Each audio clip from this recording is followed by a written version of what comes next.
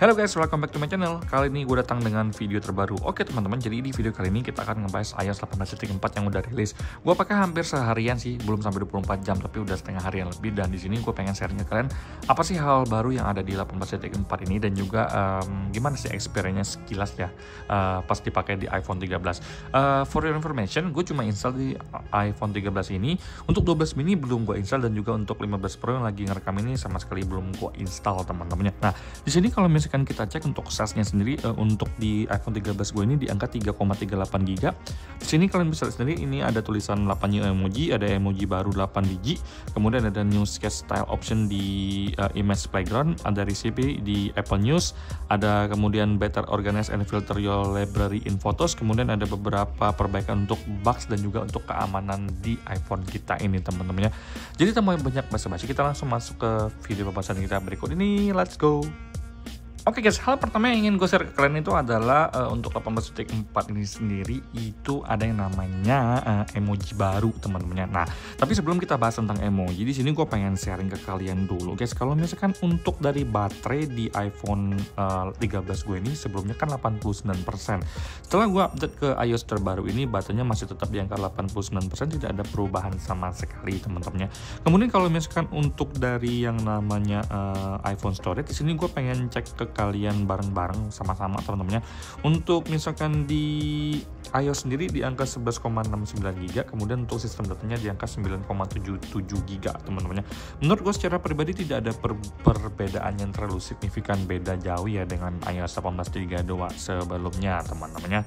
Jadi so far sebelum gue lanjut ke emoji yang baru ditampilkan di 18.4 ini, gue pengen konfirmasi ke kalian bahwa kalau misalkan untuk 18.32 sendiri itu bukan iOS yang baik ternyata teman-teman ya.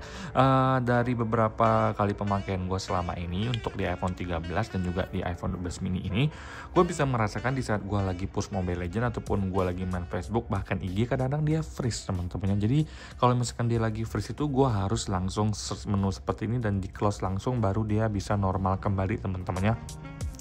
Ini misalkan dalam 3 atau 4 hari itu rutin terjadi teman-teman. Sehari itu bisa sekali gue kejadian seperti ini teman-teman.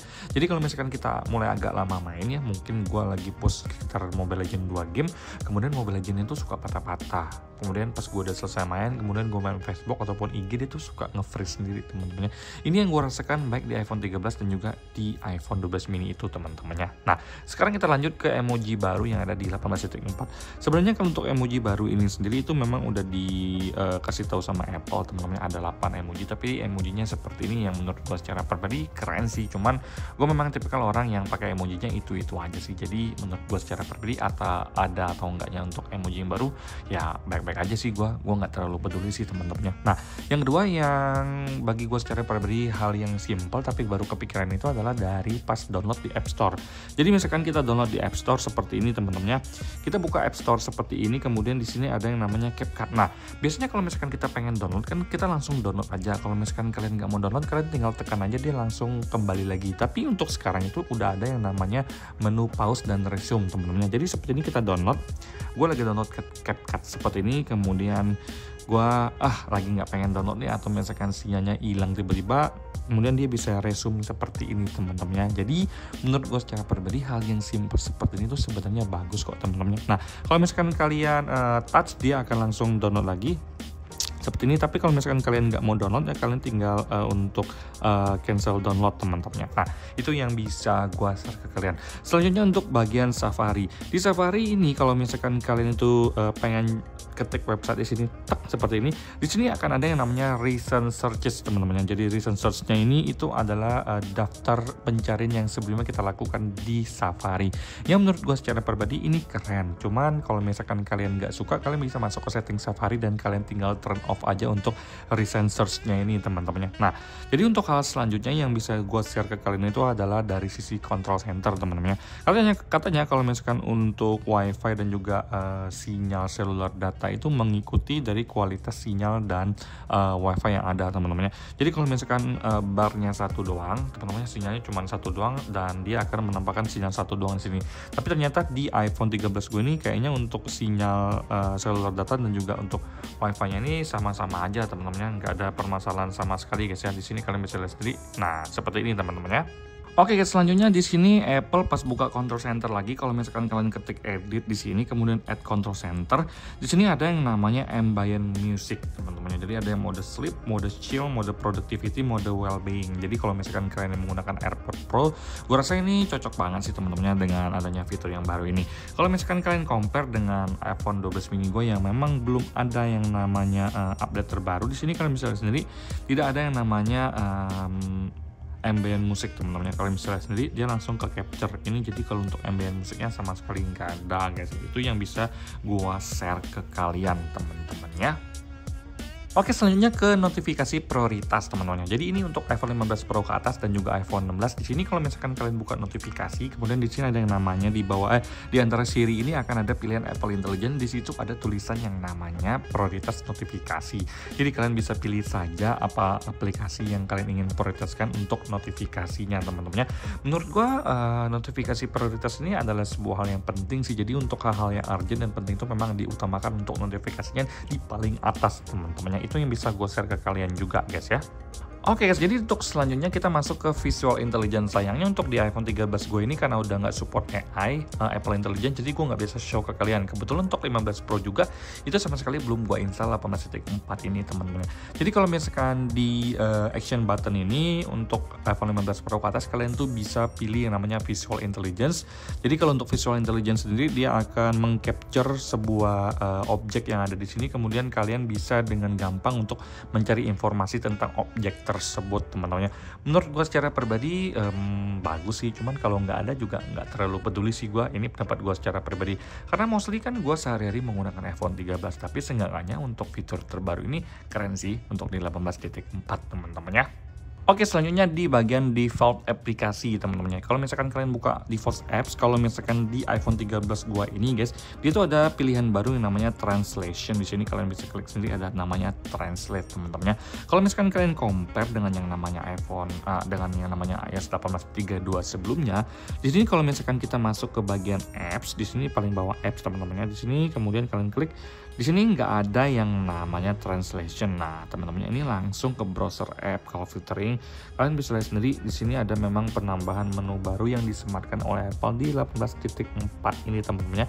Jadi di bawah browser app ini ada yang namanya translate guys ya. Itu yang bisa gue share ke kalian juga di 18.4 ini guys ya. Oke guys, selanjutnya untuk di filter album foto teman-teman. Jadi kalau misalkan kalian buka foto, kalian ke bagian album, kalian ketik aja di sini seperti ini. Kemudian akan ada yang namanya create dan juga ada tampilan tumpukan seperti ini teman-teman. Kalau misalkan kalian compare dengan 18.32 di iOS yang lama, kalau misalkan kalian buka di bagian album di sini teman-teman, dia tampilannya seperti ini, tidak ada yang namanya tumpukan seperti ini, tapi dia cuma 3 doang seperti ini guys ya.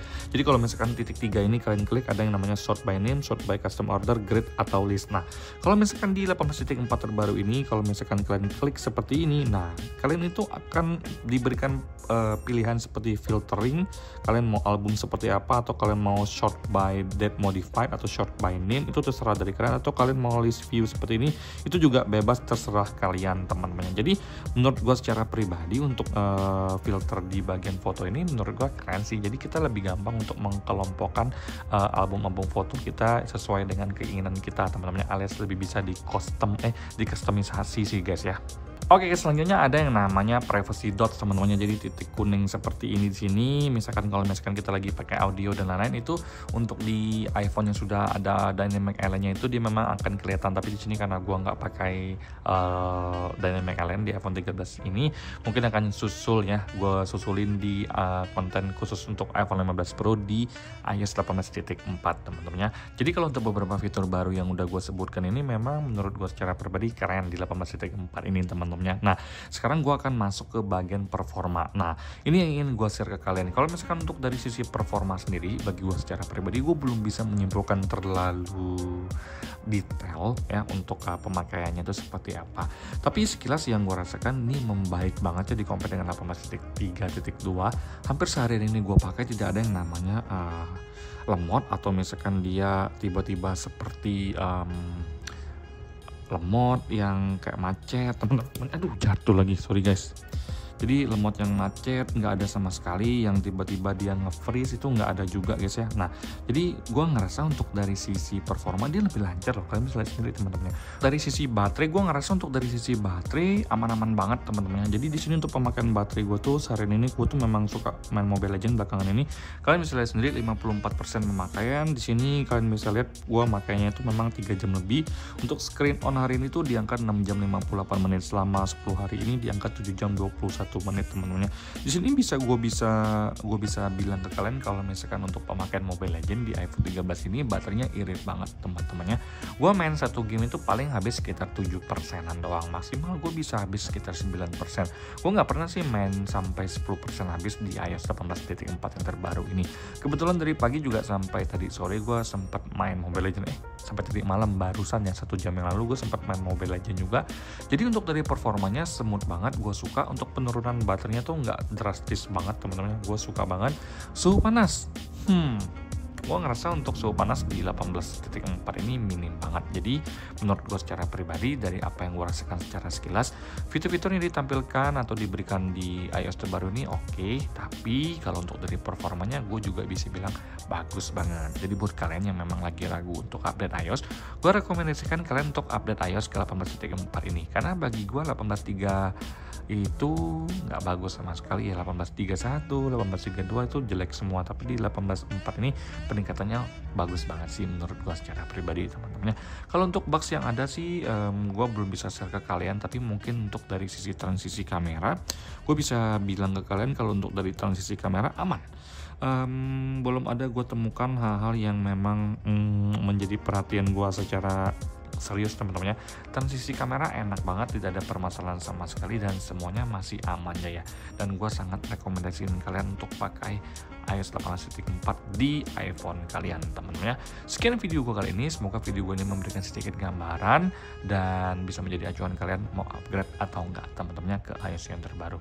Sampai jumpa di video selanjutnya, semoga kalian semua dalam keadaan sehat. Bye bye guys.